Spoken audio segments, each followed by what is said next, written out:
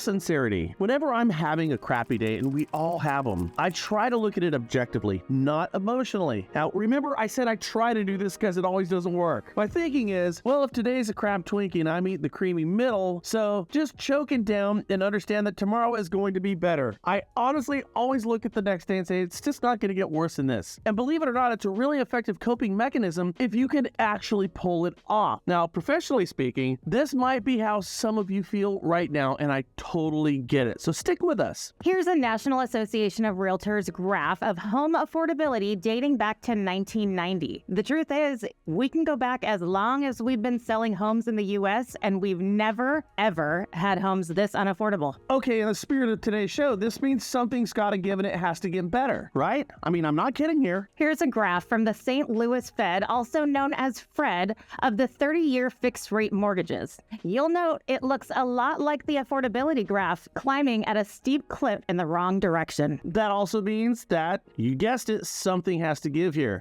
One, something's got to give.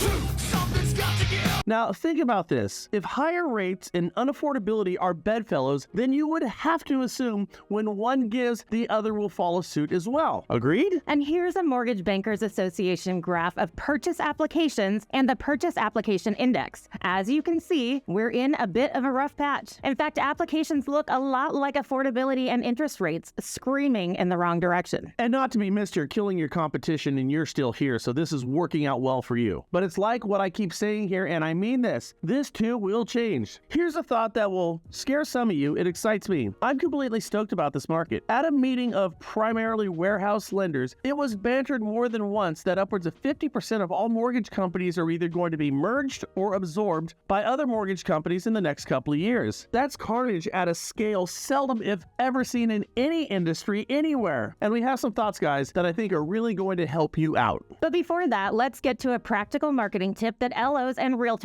can roll their sleeves up and implement right here and right now, to positively affect your production. Yeah, right here, right now. It's our gift to you. We'll call this Tips with TJ. And TJ is brilliant at deconstructing complex social media marketing ideas in a manner that everybody can understand. So it's right here, right now.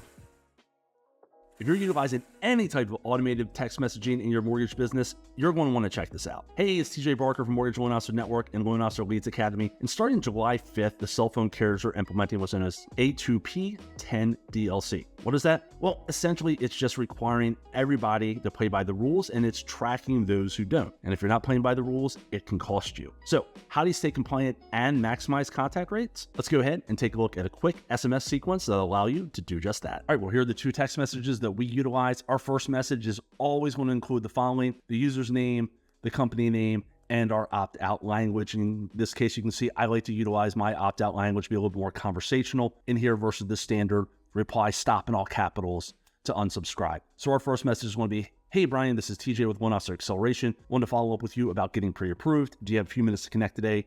TJ Barker. By the way, if you'd like us to not text you, just reply "and" to let me know. But then immediately after that, 1 second afterwards, we're sending this pattern interrupt SMS message. This is one of our highest contact text messages that we've been utilizing since 2017. Is this Brian?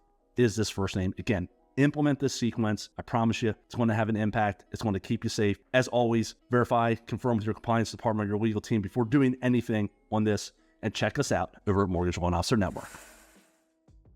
That's a great tip from TJ. Get running with this stuff right now, guys. We're going to have more of that in the future. But listen, when I keep saying the market is going to change, whenever we have had an ebb or a flow on any graph about the real estate or mortgage industry, when we hit those bottoms or those apexes, it always changes in a moment. So just understand that this market is absolutely going to change, and we have a historical narrative that proves this point to be absolutely true. The other part is what we discussed is what's hurting you is killing your competition. And when we punch through the other side of this thing, less competition just means more opportunity for you. So stick with it. Don't let today get you down. And just remember, tomorrow, let's put our gloves on. It's a new story. It's a new day. It's a new song that you get to play with. And let's make that better than today's. Hope this helps. Later, guys.